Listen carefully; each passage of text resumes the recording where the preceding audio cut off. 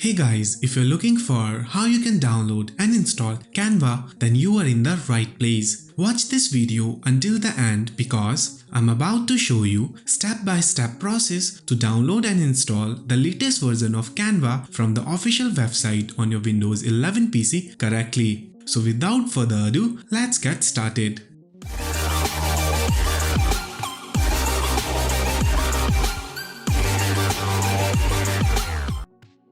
First of all, copy this link. I have provided this link in the video description. Now, open up your favorite web browser. I am using Google Chrome here.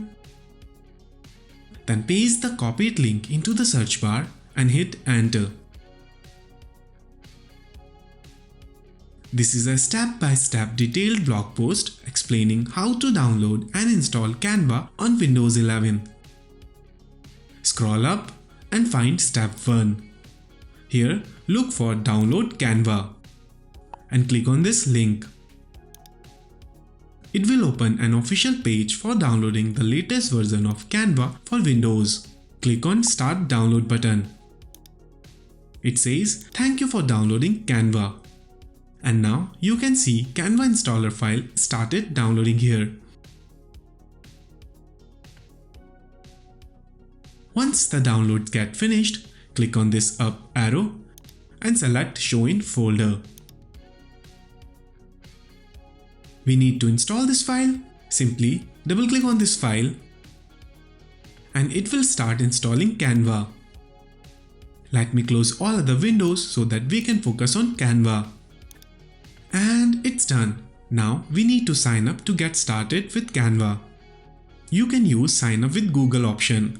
Since I already have an account on Canva, I need to click on Login button. Type your email and password and click on Login button.